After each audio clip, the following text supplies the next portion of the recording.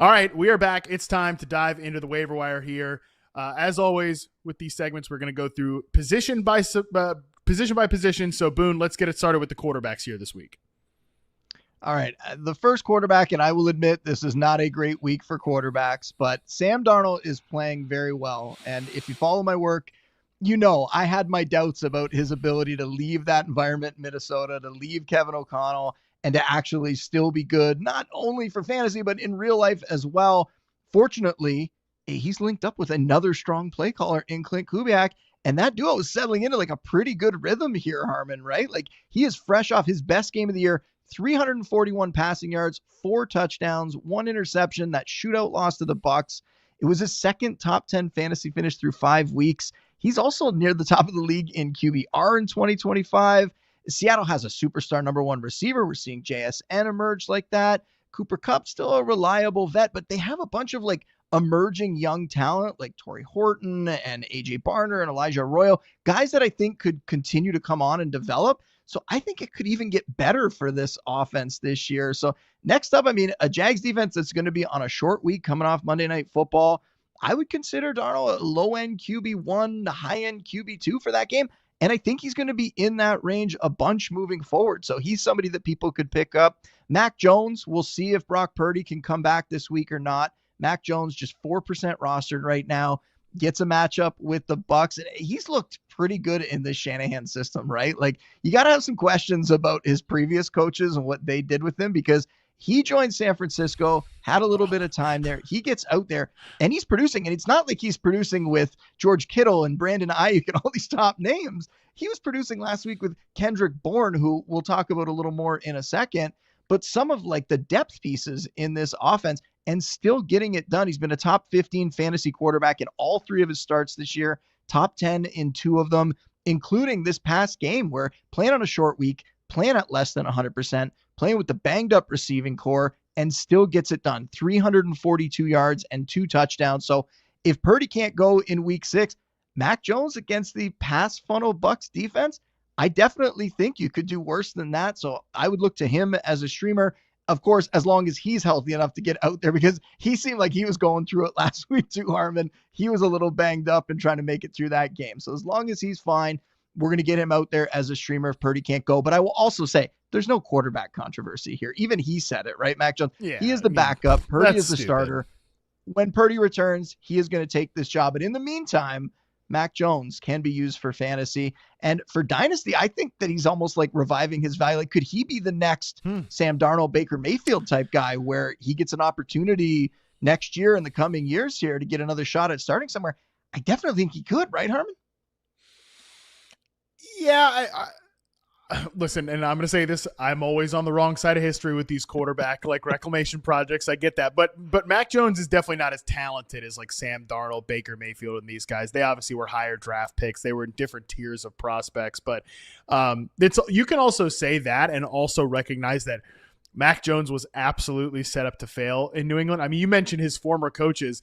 One of his former coaches is more concerned with what his college program is tweeting out right now than he is about football. So not so great for former Mac Jones coaches. The other one, Doug Peterson, he's on a golf course somewhere right now. So yeah, definitely. He's a great fit in this offense though. And I think his production will continue to be there. But the thing is though, it's a lot like the Jimmy G stuff where it's, hey, get the ball out quick. Just trust the process, trust the plays. Kyle Shanahan's going to get you in the right direction. As long as you can be that joystick, you're going to be a productive quarterback in this system. All right, let's keep it going here. And I say this every week, but there's always streaming options out there, right? They're riskier streaming options, but there's always streaming options at quarterback. And this week, I mean, Jackson Darter, we've talked about before. He's got a tough matchup against the Eagles, but with that rushing ability, you could consider him. Bryce Young's got an easy matchup, so maybe you give him a shot this week, even though he hasn't done much this year. Tua, Michael Penix, like there's those kind of names, right? But I think we should talk about Dylan Gabriel after what he did in his first start, right? He's on the road. He's in another continent. He is a rookie. And yet he comes out against a Brian Flores defense that had a week to get acclimated with the jet lag and everything. They stayed over there, and still Gabriel comes out, puts up 190 yards and 2 touchdowns. I thought he was going to run a little more. Like, he had 5 rushing yards. he had a couple college seasons where he was over 300 rushing yards. So I thought that was going to be part of his game. Maybe that will be eventually here, but he certainly did enough to warrant maintaining that starting job, getting another opportunity. And now coming up here, he has the Steelers, the Dolphins, the Patriots, then a bye, the Jets, the Ravens. Like, that's not that bad of a schedule, right? Like, that's the next 6 weeks for the Browns, not just him, but like Quinshon Judkins. Like, give me Quinshon Judkins in those games. Quinshon Judkins looks fantastic, not to take a complete, sidetrack there, but this Browns offense could be a little more productive in those outings. And I think Gabriel, despite the fact that, yes, everyone wanted to talk about how tiny he looked next to Carson Wentz, we knew that was part of this, but still, he got on the field and he came through. There's another, you can't see it behind me, but the box of Flutie Flakes is right here, right? There's another tiny quarterback that had a lot of success in the NFL. So it's not insane, I think, at this point to invest in this Browns offense. And Gabriel, for fantasy, we're just talking about like a bye week replacement guy, an injury replacement guy, or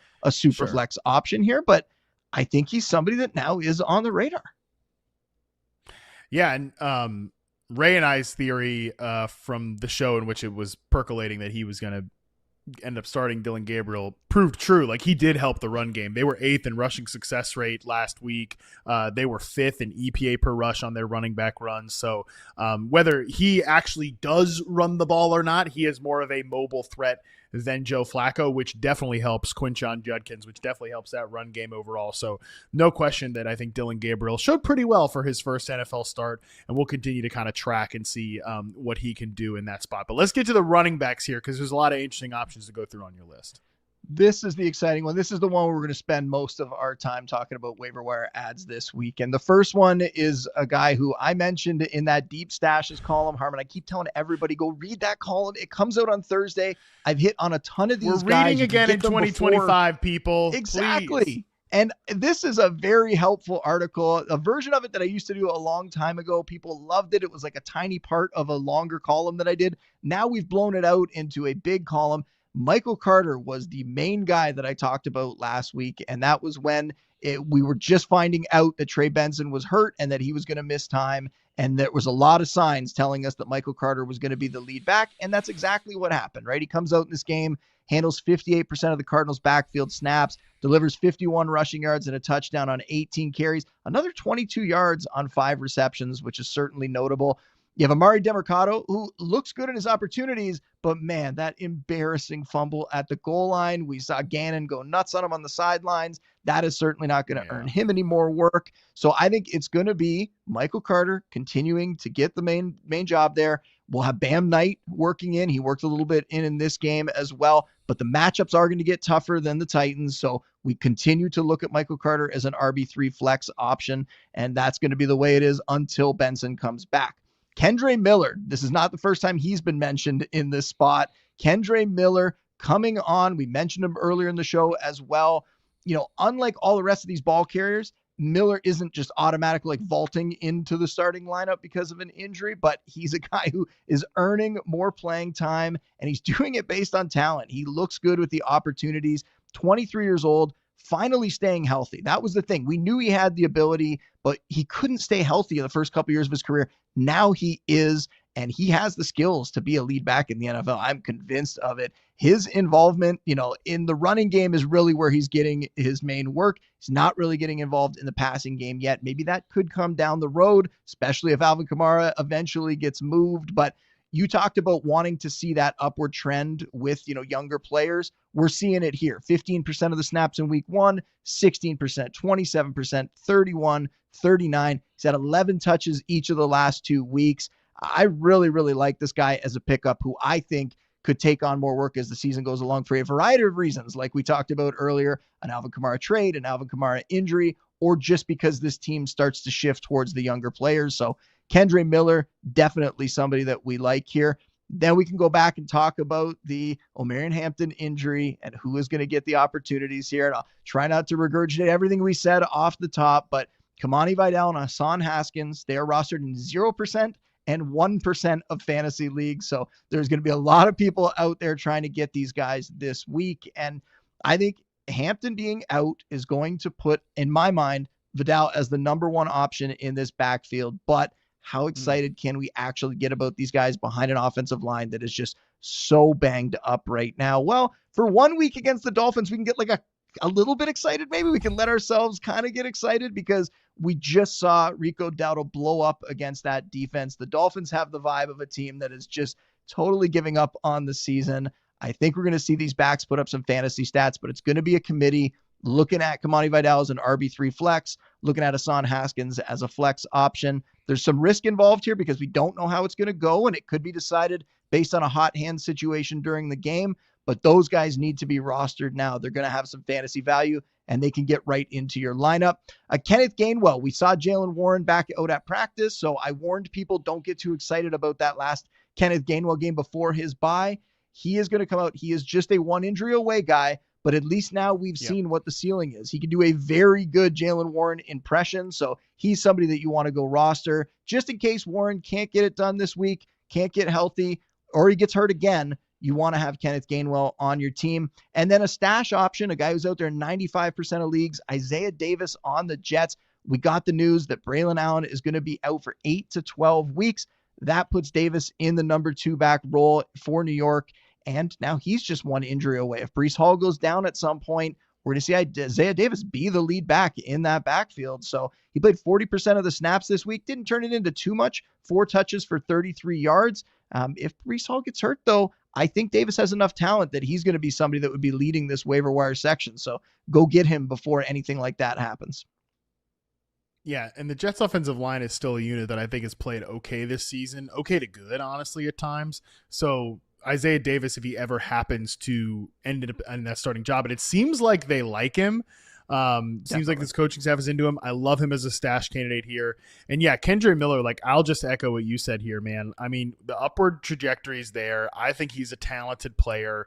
Got a fresh start under a new coaching staff. The last coaching staff, Dennis Allen, those guys just hated him. And you know, for whatever reason, it just seemed like it was a constant negative feedback loop for Kendre Miller. Obviously, injuries, I think, were a part of that, just general unreliability. Maybe he didn't know how to be a pro. He's in his 3rd season now. He looks great out there. Like, I think there are times he looks like better than Alvin Kamara from an efficiency perspective. He's definitely looked better. So yeah, I mean, to me, it would behoove the Saints to say, okay, Alvin Kamara, like I get it. You want to live in New Orleans. New Orleans is a kick-ass place.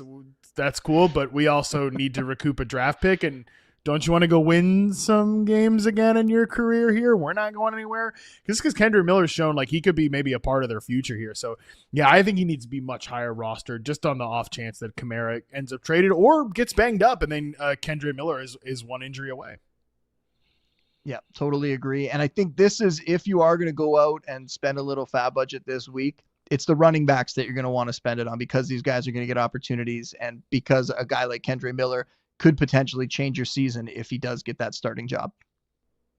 All right, so there's always like the flex option receivers out there. There's not really anybody on the waiver wire this week that's going to completely change your season. So keep that in mind when you're thinking about the bids you're going to put down. You know, somebody like Luther Burden, who I brought up before on the Bears, a rookie, continues to be very intriguing in my mind. I think he's someone that could get that like post-bye rookie bump kind of coming out of this bye here. So keep him in mind as like a deeper stash. But the first guy I'm going to highlight is Romeo Doubs on the Packers. And he's right up at that 50% rostered cutoff. So we won't spend too much time on him. But remember, he is coming off a bye. Before the bye, he had that crazy game with the Cowboys, had a huge game with 3 touchdowns. That's the kind of spiked weeks that he offers. It might be volatile because he'll have some down games as well, but he's got a shot here with Jaden Reed out for a long time. He has a shot to be the number 1 receiver in that offense. So keep him in mind. If he's available, he would be the number 1 wide receiver add this week. Kendrick Bourne, I said I was going to bring him up. Now let's talk about him here. Going against the Bucks this week. 4% rostered, so he's available almost everywhere. We all just saw in an island game him absolutely go off. 10 catches, 142 yards against the Rams. He served as the 49ers number 1 receiver. The question is, will he have to serve as the 49ers number 1 receiver again? We don't know right now. Yeah. It's possible that we could see Juwan Jennings come back. It's possible Ricky Pearsall could come back this week. So we're going to have to monitor those guys.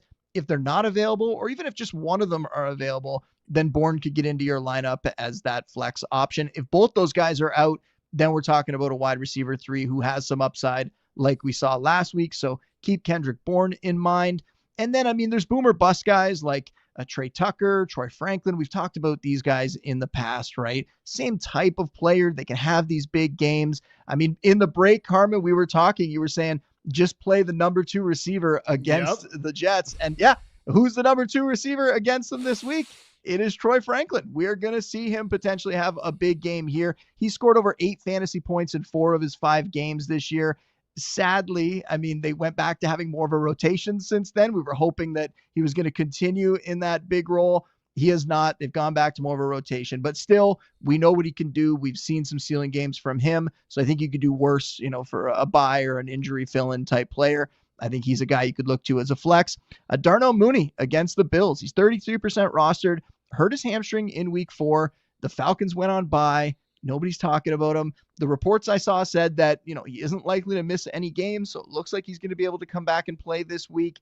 And this has just been a weird season for him. He had an injury before the year. Yeah. Then he had this injury. Hasn't really had a chance to get going, but we've seen this guy produce before. He can certainly get it done. He could be a wide receiver 3 flex when he's healthy, when that offense is humming. So you go pick him up. You don't start him this week. You put him on your bench. You see if he can get back to that shape, that form that he's been in the past. I think he definitely can.